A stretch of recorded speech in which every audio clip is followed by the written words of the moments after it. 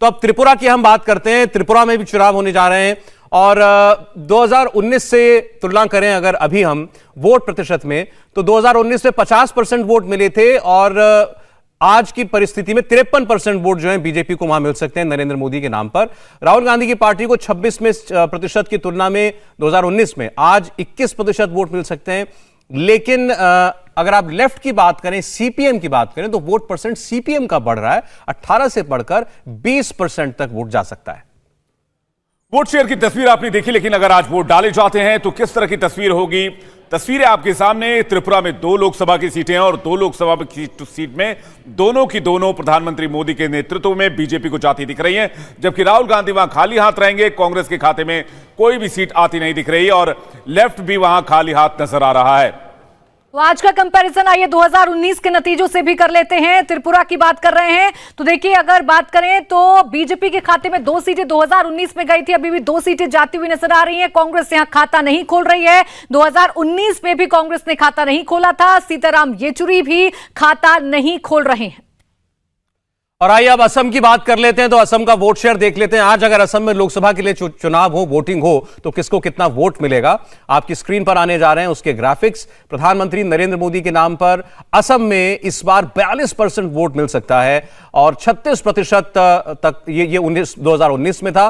Congress party की बात करें तो ये 36% से घटकर 33% पर आ सकता है। असम में लोकसभा चुनाव अगर आज हो जाए तो वो हम आपको दिखा रहे हैं। और बदरुद्दीन अजमल की पार्टी आईयूडीएफ, उसका वोट शेयर 2% कम हो सकता है। वोट शेयर की तस्वीर आपने देखी, जिसमें इजाफा होता नजर आ रहा है। पूर्वोत्तर में पार्टी मजबूत हो रही है बीजेपी की।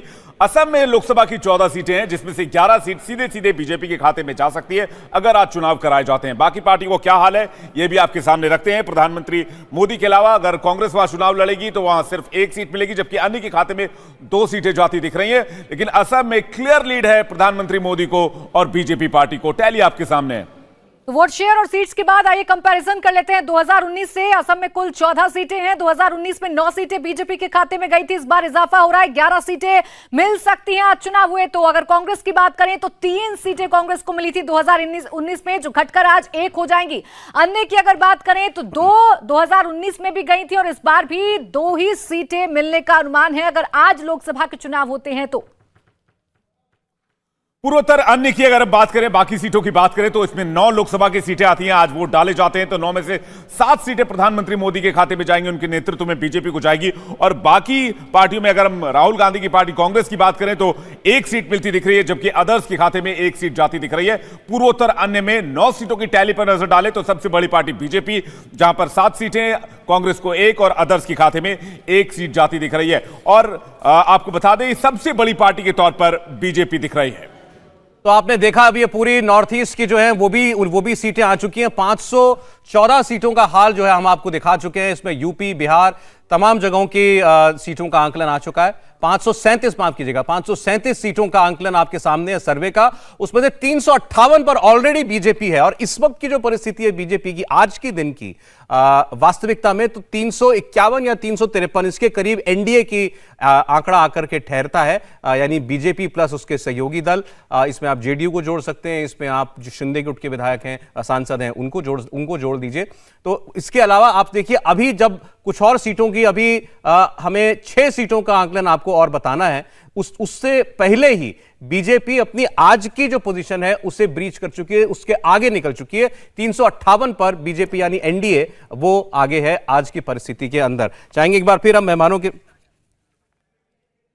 अच्छा बाकी सीटें भी एक बार जल्दी से दिखा लेते हैं ताकि हम पूरी 543 सीटों की हाल आपको बता सकें। विवेक, बिल्कुल 6 सीटें रह रही हैं, टैली पूरा कर देते हैं हम सौरभ। और देखिए 6 सीटों पर 5 सीट पर बीजेपी जीतती नजर आ रही है, जबकि 1 सीट है जो अन्य के खाते में यानी कि राहुल गांधी कांग्रेस के खाते में जाती दिख रही है। इसमें सीटें कौन कौन सी जल्दी से बता देते हैं। अंडमान निकोबार द्वीप समूह, पुदुचेरी, चंडीगढ़, दमन दीव, दादरा नगर हवेली और लक्षद्वीप की ये सीटें हैं। लेकिन सबसे बड़ी पार्टी बीजेपी और सबसे ज्यादा सीट प्रधानमंत्री मोदी को।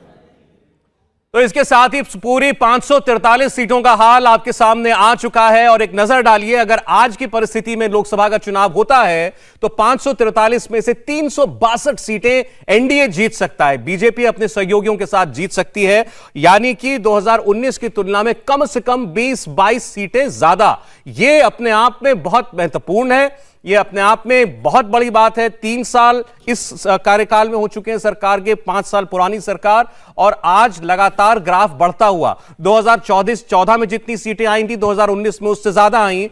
देखिए 543 सीटों की बात हमने कर ली है। अब देखिए अगर आज लोकसभा चुनाव होते हैं तो सीट किस तरीके से रहेंगी, आइए जल्दी से आपको बता देते हैं। एनडीए 362 सीट जीत सकती है 543 सीटों में से। यूपी की अगर बात करें तो 97 सीटों पर यूपी अपना कब्जा जमा सकती है। अन्य के खाते में 84 सीट जाती हुई नजर आ रही है। तो आज अगर चुनाव होते हैं तो बीजेपी पिछली बार से भी ज्यादा सीटें लेकर आएगी। 362 सीटें एनडीए के खाते में जा सकती हैं, जबकि यूपीए की अगर हम बात कर लें तो कुल 97 सीटें यूपीए के खाते में जा रही हैं। अन्य की अगर हम बात करें तो कुल 84 सीटें अन्य के खाते में जा रही हैं। तो इस वक्त की बड़ी खबर यही है, फाइनल आंकड़ा आ गया है, 362 सीटें भारतीय जनता पार्टी यानी कि एनडीए के खाते में जा सकती हैं। इंडिया टीवी हर वक्त हर जगह डाउनलोड करने के लिए सर्च करें India TV news Google play store या ऐप स्टोर पर।